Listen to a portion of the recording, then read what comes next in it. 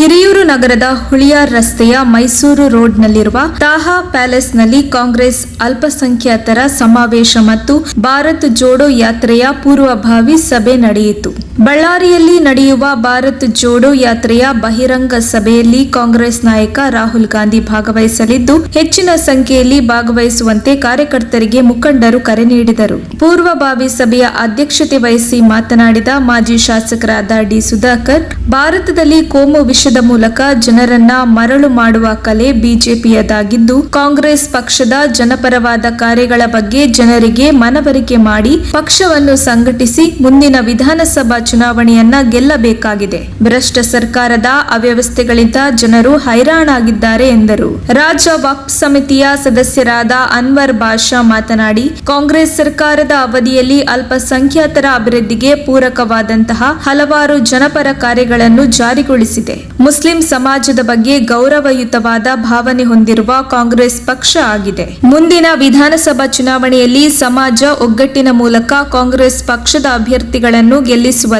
ಗಮನ ಹರಿಸಬೇಕು ಎಂದರು. ದೇಶದಲ್ಲಿ ಸರ್ಕಾರಗಳು ಮುಸ್ಲಿಂ ಸಮಾಜದ ಬಗ್ಗೆ ನಿರ್ಲಕ್ಷ್ಯದ ಭಾವನೆಗಳನ್ನು ಹೊಂದಿದೆ. ಸ್ವಾತಂತ್ರ್ಯಕ್ಕಾಗಿ ಸಮಾಜದ ಸಾಕಷ್ಟು ಜನ ಪ್ರಾಣವನ್ನ ಕಳೆದುಕೊಂಡಿದ್ದಾರೆ. ಸಹೋದರತ್ವದ ಅಡಿಯಲ್ಲಿ ನಾವು ದೇಶದಲ್ಲಿ ಬದುಕನ್ನ ಕಟ್ಟಿಕೊಂಡಿದ್ದೇವೆ.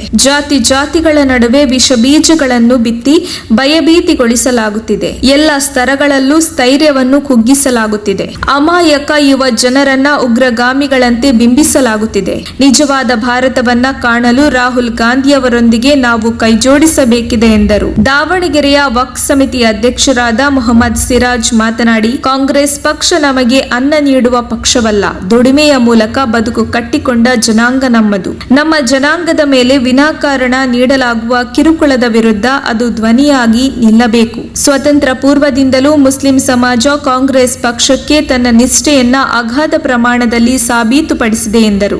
ನಗರಸಭೆ ಸದಸ್ಯ ವೈಪಿಡಿ ದಾದಾಪೀರ್ ಮಾತನಾಡಿ, ಭಾರತದಲ್ಲಿ ಸೌಹಾರ್ದತೆಗೆ ಧಕ್ಕೆ ತಂದು ಜಾತಿಯ ವಿಷಗಳಡಿ ಅಧಿಕಾರದ ದರ್ಪ ತೋರುತ್ತಿರುವವರನ್ನ ಮೂಲೆಗಟ್ಟಬೇಕು. ಯುವ ಜನರ ಉದ್ಯೋಗಕ್ಕೆ ಕುತ್ತು ತಂದಿರುವವರ ವಿರುದ್ಧ ನಾವು ಹೋರಾಡಬೇಕಿದೆ ಎಂದರು. ಎಚ್ಎಂ ಶಕೀಲ್ ನವಾಜ್ ಮಾತನಾಡಿ, ತಾಲೂಕಿನಲ್ಲಿ ಕಾಂಗ್ರೆಸ್ ಭದ್ರ ಬುನಾದಿ ಹೊಂದಿರುವ ಪಕ್ಷ. ಕಳೆದ ಚುನಾವಣೆಯಲ್ಲಿ ನಮ್ಮಲ್ಲಿನ ಪರಸ್ಪರ ವೈಮನಸ್ಸುಗಳಿಂದ ನಮ್ಮ ಪಕ್ಷ ಅಧಿಕಾರ ಕಳೆದುಕೊಳ್ಳಬೇಕಾಯಿತು. ಅದು ಪುನರಾವರ್ತನೆಯಾಗದೆ ಎಚ್ಚರ ವಹಿಸಬೇಕಿದೆ. ಕೇಂದ್ರ ಮತ್ತು ರಾಜ್ಯ ಸರ್ಕಾರ ಜನರ ಜೀವನ ಮತ್ತು ಜೀವಗಳ ಜೊತೆ ಚೆಲ್ಲಾಟವಾಡುತ್ತಿದೆ. ಸರ್ಕಾರಿ ಸಂಸ್ಥೆಗಳನ್ನು ಖಾಸಗಿಯವರಿಗೆ ಮಾರಾಟ ಮಾಡಿ ಭಾರತದಲ್ಲಿ ಬಡವರ ಬದುಕನ್ನು ಬಲಿಷ್ಠರ ಮುಂದೆ ಕೈಯೊಡ್ಡುವಂತೆ ಮಾಡುತ್ತಿದೆ. ಇದರ ವಿರುದ್ಧ ಕನ್ಯಾಕುಮಾರಿಯಿಂದ ಕಾಶ್ಮೀರದವರೆಗೆ ಭಾರತ್ ಜೋಡೋ ಪಾದಯಾತ್ರೆಯನ್ನ ಕೈಗೊಂಡಿದ್ದು, ಯಾತ್ರೆಯು ಮುಂದಿನ ತಿಂಗಳು ಹಿರಿಯೂರು ನಗರಕ್ಕೆ ಬರಲಿದ್ದು, ನಾವು ಅಭೂತಪೂರ್ವಕವಾಗಿ ಯಾತ್ರೆಯನ್ನ ಸ್ವಾಗತಿಸಬೇಕಿದೆ ಎಂದರು. ವರದಿ ಮುರಳೀಧರನ್ ಆರ್, ಚಿತ್ರದುರ್ಗ. ಇವತ್ತು ಭಾರತ ಬಹಳಷ್ಟು ಸಂಕಷ್ಟದಲ್ಲಿದೆ.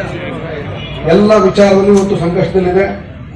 ಇವರು ಬರೀ ಕೋಮು ವಿಚಾರಗಳನ್ನ, ಭಾವನೆಗಳನ್ನ ಕೆರಳಿಸುವುದರ ಮೂಲಕ ಮತಗಳನ್ನ ವಿಭಜನೆ ಮಾಡಿ ಇವತ್ತು 2014ರಿಂದ ಈ ದೇಶವನ್ನು ನೋಡ್ತಾ ಇದ್ದೀವಿ. ಬಿಜೆಪಿಯವರು ಸಂಘಟನೆ ಮಾಡ್ತಕ್ಕಂಥ, ಸುಳ್ಳು ಹೇಳ್ತಕ್ಕಂಥ, ಅಪಪ್ರಚಾರವನ್ನು ನಂಬಿಸತಕ್ಕಂಥ 2 ಬಾರಿ ನಮ್ಮ ಜನರನ್ನ ದೇಶದಲ್ಲಿ ಮರಳು ಮಾಡಿದ್ರು. ಆದರೆ ಬರ್ತಕ್ಕಂಥ ದಿನದಲ್ಲಿ ಇವತ್ತು ಜನ ಬಹಳ ಹುಷಾರಾಗಿದ್ದಾರೆ ಅಂತ ನಾನು ಭಾವಿಸಿದ್ದೇನೆ. ಅನೇಕ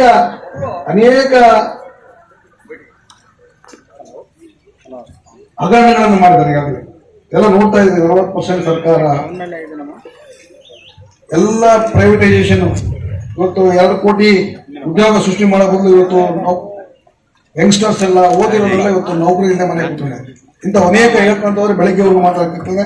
ಬರ್ತಕ್ಕಂಥ ದಿನದಲ್ಲಿ ನಾನು ದಯಮಾಡಿ ಮನವಿ ಮಾಡ್ತಾನೆ, ಸಂಘಟನೆ ಮಾಡೋದ್ರ ಮುಖಾಂತರ ಮತ್ತೆ ಈ ರಾಜ್ಯದಲ್ಲಿ ಕಾಂಗ್ರೆಸ್ ಪಕ್ಷ ಬಂದ್ರೆ ಮಾತ್ರ ನಾವು ಅಳಿವು ಉಳಿವಿನ ಪ್ರಶ್ನೆ ಇದೆ ಅನ್ನೋ ಮಾತನ್ನು ಬಹಳ ಸೂಕ್ಷ್ಮವಾಗಿ ಹೇಳಿಕ್ಕೆ ಬಯಸ್ತೇನೆ. ಕಾಂಗ್ರೆಸ್ ಸರ್ಕಾರ ಇದ್ದಾಗ ಇಡೀ ದೇಶ ನೆಮ್ಮದಿಯಲ್ಲಿತ್ತು, ಅದೇ ರೀತಿ ರಾಜ್ಯದಲ್ಲೂ ನೆಮ್ಮದಿ ಇತ್ತು. ಮೊನ್ನೆ 13ರಿಂದ 18ರಲ್ಲಿ ಎಷ್ಟು ಸಾವಿರಾರು ಕೋಟಿ ರೂಪಾಯಿ ಹಣವನ್ನ ಸಿದ್ದರಾಮಯ್ಯನವರ ಸರ್ಕಾರದಲ್ಲಿ ನಾವು ಖರ್ಚು ಮಾಡಿ ಈ ತಾಲೂಕನ್ನ ಅಭಿವೃದ್ಧಿಯನ್ನ ಮಾಡಿದ್ದಾರೆ. 2 ಬಾರಿ ಶಾಸಕನಾದ ಮೇಲೆ ಕೂಡ ಅಭಿವೃದ್ಧಿಯ ಹೊಳೆಯನ್ನೇ ಹರಿಸಿದ್ದನ್ನ ತಾವೆಲ್ಲ ಕಾಣ್ತಾ ಇದೀವಿ. ಕಾಂಗ್ರೆಸ್ ಏನಾಗಿದೆ ಅಂದ್ರೆ ನಮ್ದು ಪ್ರಚಾರ ಇಲ್ಲ.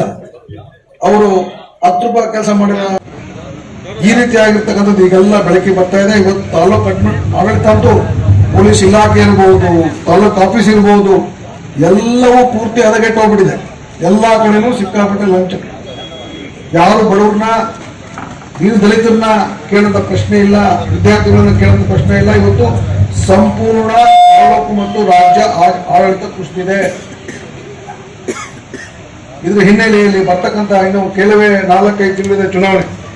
ಬಹಳಷ್ಟು ಜವಾಬ್ದಾರಿಯನ್ನ ತಗೋಬೇಕಾಗ್ತದೆ ಅನ್ನೋ ಮಾತನ್ನು ಹೇಳ್ತಾ, ಈ ನಮ್ಮ ಶಕೀಲ್ ನವಾಜ್ ಅವರು ಮತ್ತು ಅವರ ಎಲ್ಲ ಕೆಲವು ಸ್ನೇಹಿತರು ಈ ಸಂಘಟನೆಯನ್ನ ಬಹಳಷ್ಟು ಶ್ರಮಪಟ್ಟು ಮಾಡಿದ್ದಾರೆ. ನಾನು ಈ ತಾಲೂಕಿನ ಮಾಜಿ ಶಾಸಕನಾಗಿ ಅವರ ಅಭಿನಂದನೆಗಳನ್ನ ಹೇಳಲಿಕ್ಕೆ ಬಯಸಿ, ಎಲ್ಲರೂ ಒಳ್ಳೆಯದಾಗಲಿ, ಬರ್ತಕ್ಕಂಥ ದಿನದಲ್ಲಿ ಎಲ್ಲರನ್ನು ಒಳ್ಳೆಯದನ್ನು ಮಾಡಲಿ ಅಂತ ಹೇಳ್ತಾ ನಾನು ಮಾತು. ಆ ಚುನಾವಣೆಯಲ್ಲಿ ನಮ್ಮ ಅಭ್ಯರ್ಥಿಯು ತಮ್ಮೆಲ್ಲರ ಮುಂದೆ ನನ್ನ ಅನಿಸಿಕೆ ಪ್ರಕಾರ ನಮ್ಮ ಕರ್ನಾಟಕ ಪ್ರದೇಶ ಕಾಂಗ್ರೆಸ್ಸಿನ ರಾಜ್ಯ ಅಧ್ಯಕ್ಷರು ಆಗಿರುವಂತಹ ಶ್ರೀಮಾನ್ ಡಿ.ಕೆ. ಶಿವಕುಮಾರ್ ಅವರ ಡಿಜಿಟಲ್ ಕಾರ್ಯಕ್ರಮದಲ್ಲಿ ನನಗೆ ಗೊತ್ತಿರೋ ಪ್ರಕಾರ ಹಿರಿಯೂರು ಪ್ರಥಮ ಸ್ಥಾನದಲ್ಲಿ ಇದೆ.